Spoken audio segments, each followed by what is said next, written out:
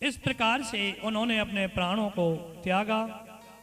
धीरे धीरे समय व्यतीत होने लगा। गोकर्ण को समाचार मिलता है कि आपकी पिताजी तो गोकर्ण के सामने ही चले गए थे। माता ने भी अपने प्राणों को कूप यानी कुएं में कूद करके त्याग दिया और उनका भाई धुंधकारी जिन्होंने उनसे शादी करी उन्हों के द्वारा उसका निधन हो गया, पत्नियों के द्वारा निधन हो गया। अब धीरे धीरे क्या हुआ, वो चलने लगे, आने लगे। उन्होंने सोचा चलें, घर पर तो चलना चाहिए। अब घर में कोई भी नहीं है तो घर भी देखना बड़ा जरूरी है। लेकिन जो विद्वान होते हैं, ज्ञानवान होते हैं, वो कभी भी शोक नहीं करते हैं, क्योंकि जो ये शरीर हमारा क्या है, हमने बताया आपको, पंचायत ही है कि चित्त जल पावक गगन समीरा और पंच रचती है अधमो शरीरा। आना जाना संसार का नियम होता है, उन्होंने देखा। लेकिन उन्होंने सोचा अधोगति मृत्यु, कहते हैं जब अधोगति मृत्यु, जिसकी अधोगति हो जाती है और जब वहां मृत्यु हो जाती है तो उसकी कभी गति नहीं होती है। अब देखिए भागवतो महाप्राण का ज्ञानवर्धक के साथ में, अमृत तुल्य के साथ में किस चीज की प्राप्ति और हो रही है, इससे हमें ज्ञानवर्धक प्रथम और द्वितीय दो स्कंदों में ज्ञान की प्राप्ति होती है। अधोगति किसकी, धुंधकारी की। उन्होंने जाकर के गया श्राद्ध आदि किया, लेकिन उनकी गति कदापि नहीं हो पाई। इस प्रकार से जब उनकी गति नहीं हुई, वो रात्रि के समय में आए। किसी गांव वालों को पता तक नहीं चला कि गोकर्ण महाराज आज घर पधारे हैं, क्योंकि जब विद्वान होते हैं ना, वो चुपचाप अपने घर में आते हैं, अपना कार्य किया और सवेरे अपने कार्य कर्म करने के लिए वो लग जाते हैं। रात्रि के समय में वो आए। अब विद्वानों का एक बहुत बड़ा भारी गुण और होता है। क्या गुण होता है? या निशा सर्वभूतानां तस्मं जागृति संयमे, या निशानाम भूताम तस्मै जागृति संयमे। विद्वान जो पुरुष होते हैं, रात्रि को तो हम जागते सोते हैं, लेकिन जो विद्वान होते हैं वो भगवान का चिंतन करते हैं। हम क्या करते हैं? चिंता करते हैं।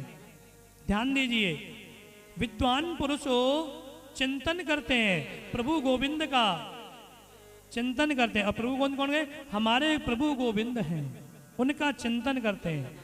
चिंता को त्याग करके प्रभु का भजन नाम करना चाहिए। अपनी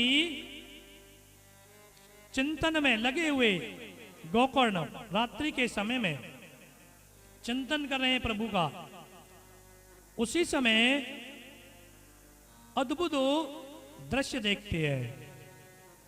अब क्या दृश्य उन्होंने देखा कि किसी बकरे के रूप में देख रहे हैं। कोई छाया आती है और बकरा बन करके उनके प्रांगण, यानी जो अंदर बरामदा बोले या कुछ भी अपने कमरे बोल लेते हैं, वहाँ बड़े से बड़े वहाँ बना हुआ था, वहाँ घूमने भ्रमण करने लगी।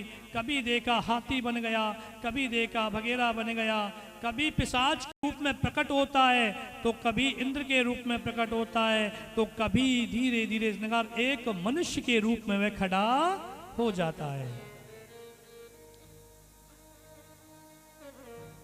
गोकर्ण सोचने लगा कि ये कैसा है विडंबना। उन्होंने कहा तत्स्वम, कौन हो आप? बोला नहीं। जब प्रेत कल्प को जब जाता है ना, वो बोलता नहीं है। और प्रेत की एक परिभाषा आज आपको हम बता देते हैं। प्रेत का बड़ा अमंगलकारी रूप होता है, मंगलकारी नहीं होता, अमंगलकारी रूप होता है, बड़ा विशाल का है। लेकिन जो उसका मुख होता है ना, वो एक सुई के मुख के समान ही उसका मुख होता है। सुई की नोक देखी है आपने, जानते हैं सभी। तो जितनी जो सुई की नोक होती है ना, उतना ही उस प्रेत का मुख होता है। तो बोले कहां से?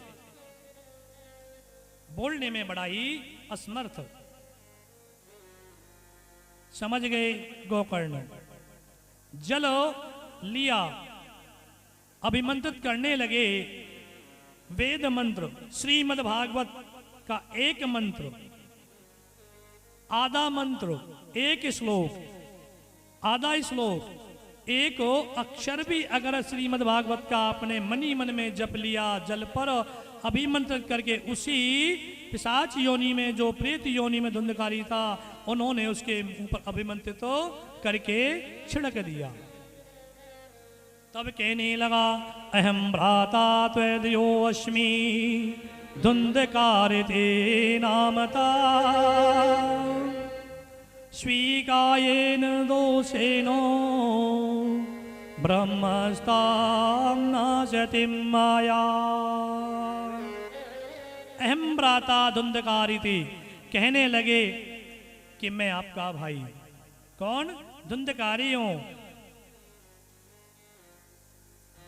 मैंने अनेकों पाप कर्म किए जिसके कारण मुझे प्रेत योनि की प्राप्ति हुई, जो हमने अभी आपको बताए।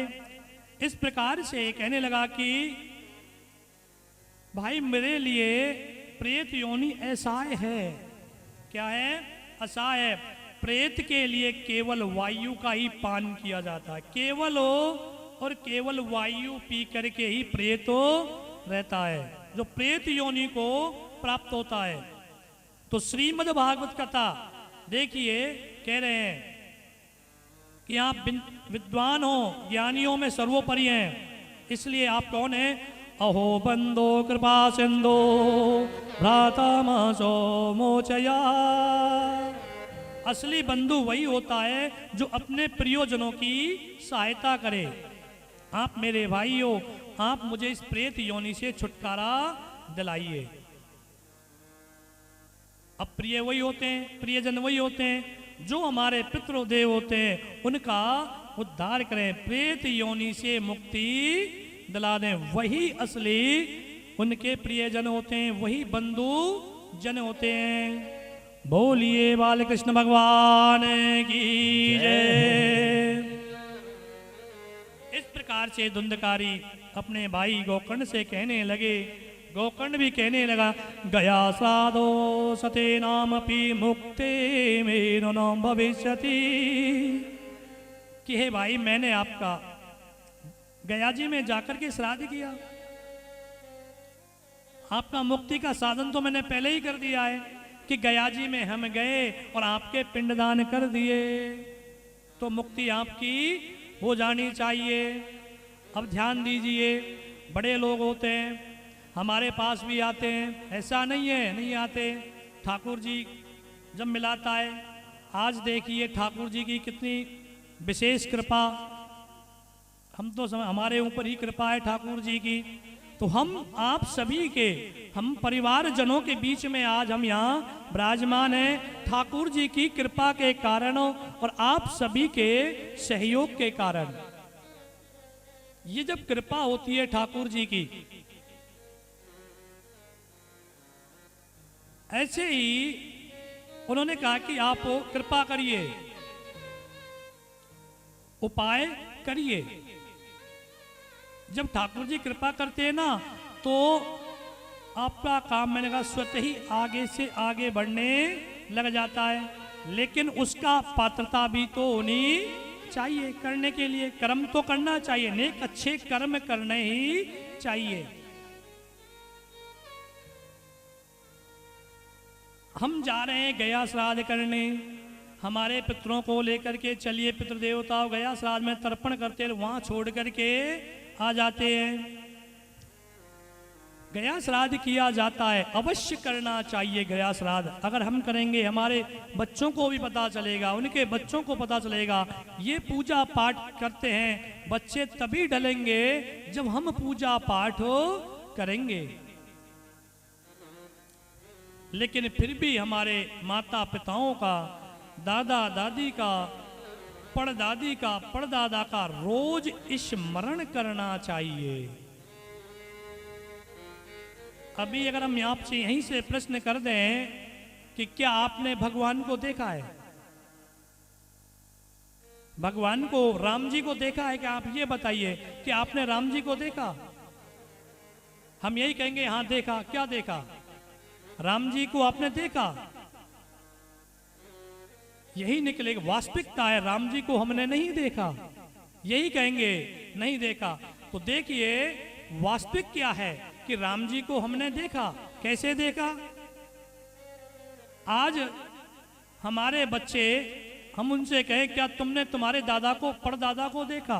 देखो दादा तक को देख लेते हैं, परदादा को भी देख लेते हैं, लेकिन परदादा के बाद में जो बाबा होता है वो हमारे बच्चे से पूछें क्या तुमने अपने उस बाबा को देखा? क्या कहेंगे वो? नहीं देखा, यही कहेंगे ना, नहीं देखा। ऐसे ही कहो कि हमने राम जी को देखा तो नहीं, लेकिन राम जी हैं और राम जी को देख रहे हैं कहां पर? अपने माता पिता के अंदर। तो ये कहो कि राम जी को हमने देखा, कृष्ण जी को हमने देखा। कहां देखा? अपने माता पिता के अंदर देखा। स्वरूप कैसा भगवान का स्वरूप है? जितने हमारे सुंदर, देखिए कितनी सुंदर झांकी हमारे मंदिर में भगवान की विराजमान है, वही भगवान का स्वरूप है। तो माता पिता ही हमारे कौन आराध्य देव हैं, वही हमारे कृष्ण जी हैं, वही हमारे राम जी हैं, वही हमारे शंकर भगवान आदि सभी देवता हैं। वो कौन है? हमारे माता पिता। कुछ लोगों को हमने देखा बड़ा विरोध करते हैं भगवान के प्रति, उनकी कभी गति नहीं होती है। जो भगवान के प्रति विरोध करते हैं उनकी कभी गति नहीं होगी, वो अधोगति को अवश्य प्राप्त होते हैं जो भगवान के विरोधी होते हैं। इसलिए कहो कि हमने भगवान को अवश्य ही देखा। हमारे आराध्य देव है, कभी ये नहीं निकलना चाहिए मुख से कि हमने भगवान को नहीं देखा, कि प्रभु को हमने तो ये लगा लो एक क्षण के लिए भी हमारे भगवान हमारे से दूर हैं ही नहीं। इसलिए हमारे आराध्य देव को अवश्य स्मरण करना चाहिए। और हमारे आराध्य देव कौन है? जैसे धुंधकारी इस समय गोकर्ण कह रहे हैं कि अहो बंदो कृपा सिंधो भ्राता मासो मोचया, कि आप मेरे इस समय बंधुजन हैं, मैं आपसे यही प्रार्थना करता हूं कि जो मेरी प्रेत योनि है इससे आप छुटकारा दिलवाइए। श्रीमद् भागवत कथा आप देखिए, प्रथम ज्ञान देती है भक्ति माता, आई ज्ञान वैराग्य थे, उन्हें बुढ़ापे से जवानी को लेके जा रही है।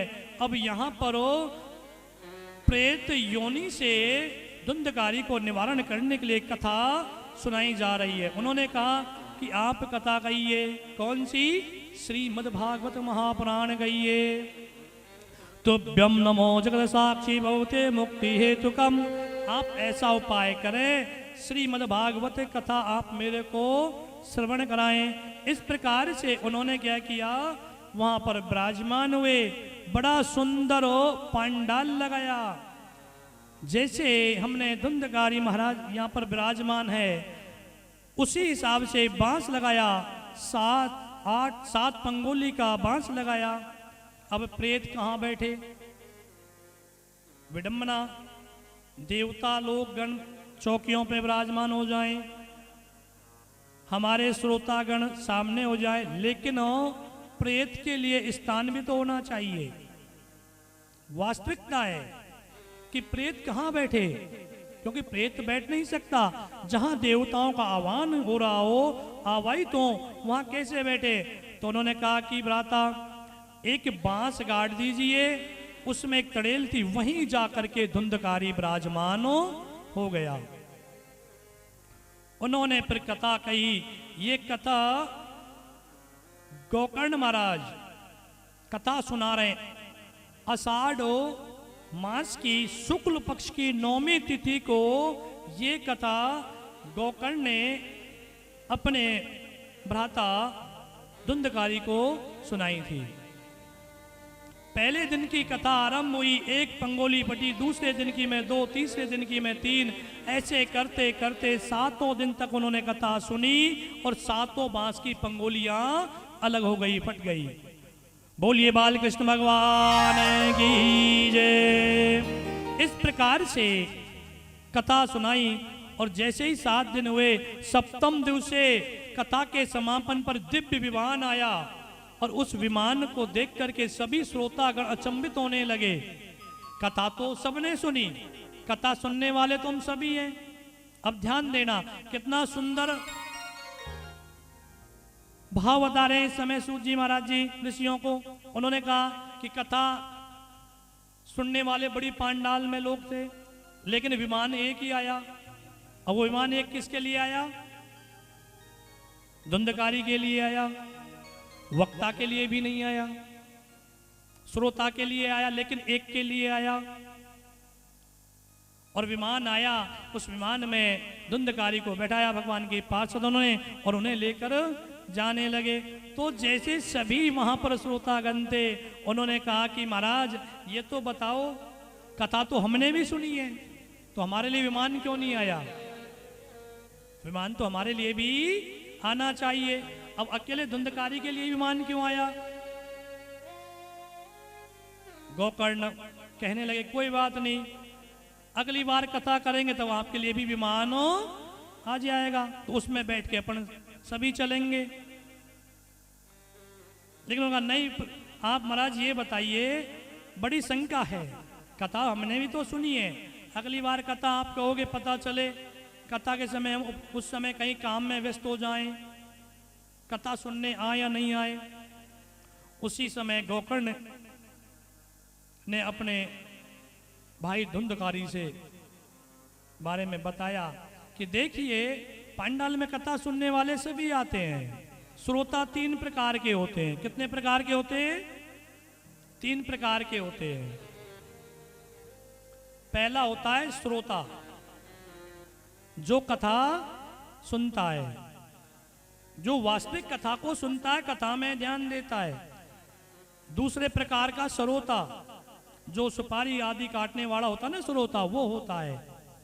और तीसरा सोता, जो कथा में आकर के सो जाता है। 3 प्रकार के श्रोता। तो उन्होंने कहा कि इस पांडाल में हमने देखा श्रोता तो केवल धुंधकारी था, जो बिगर पलक झप के कथा का श्रवण कर रहा है, रसपान कर रहा था। फिर हमने देखा श्रोता जो काटने वाला, इधर उधर बैठ गए, बात करने लगे, इधर उधर की बातें करने लग गए, तो कथा कहाँ कही व्यास जी ने पता नहीं चला, कथा भूल गए, तो उसको उसी प्रकार का फल मिलता है। और तीसरा श्रोता जो आ गए, घर पे मैंने बताया जिनको नींद ना आए वो कथा में आकर के उनको नींद भी आ जाए। ये होते हैं 3 प्रकार के श्रोतागण होते हैं। तो अब आप ध्यान दीजिए कि हमको क्या करना है, हमको श्रोता बनना है। हमने कथा को हमारे जीवन में धारण करना है, तभी जाकर के हमें भगवान की दिव्य भक्ति और शक्ति की प्राप्ति होती है, क्योंकि भक्ति में ही शक्ति है। मानते हो इस बात को आप, कि भक्ति होगी तो शक्ति मिलेगी, और जब शक्ति होती है, जैसे कहते हैं संगठन होता है, तो शक्ति उत्पन्न अपने आप ही हो जाती है। इसलिए भगवान का भजन अवश्य करें, भक्ति करोगे शक्ति की अवश्य ही प्राप्ति होगी। अब इसके बाद में क्या हुआ, उन्होंने कहा कि महाराज और कथा सुनाइए, हम भी दिव्य विमान की प्राप्ति चाहिए। उसके 1 महीने बाद भाद्रपद आषाढ़ श्रावण के शुक्ल पक्ष की 9वीं तिथि को गोकर्ण महाराज ने पुनः कथा कही। सभी श्रोतागण ऐसे बैठे कि मानो खाना पीना भी भूल गए। जैसे पता चले कि अभी भंडारा होने वाला है, किसी का मन जा रहा होगा कि भंडारे में क्या माल पानी बन रहा है, कथा जल्दी समापन होगी, भंडारा खाएंगे और अपने घर को चले जाएंगे, ऐसा भी है। और हमने ये भी देखा है, भंडारा के समय जब बंटने वाला हो ना, उस समय ज्यादा भीड़ भी हो जाती है। कथा श्रवण करना चाहिए। कथा जैसे भंडारा को आप भोजन करोगे ना, बड़ा आनंद आएगा। कहीं बड़ा आनंद आया, आज तो मैं भंडारे में प्रसादी में बड़ी अच्छी अच्छी चीजें हमें प्राप्त हुई खाने को, कहेंगे ना। ऐसे ही भागवत कथा अमृत रसपान है, उस प्रसादी की तरह हमें हमारे जीवन में ढाल लेनी चाहिए। अंदर प्रवेश करो, कभी बाहर उस भागवत कथा ज्ञान अमृत को बाहर नहीं जाने देना चाहिए। 1 महीने बाद गोकर्ण महाराज आज कथा कर रहे हैं, श्रोतागण सभी वहां विराजमान हो गए, एक पल के लिए भी आप नहीं झपकी। और वहां पर जब 7वें दिन हुआ, भगवान स्वयं गोविंद वहां प्रकट हो गए, अनेकों विमान लेके आए और उन विमानों में सारे श्रोतागण बैठे और बैठ करके गोलोक धाम को चले गए। बोलिए राधा कृष्ण भगवान की जय।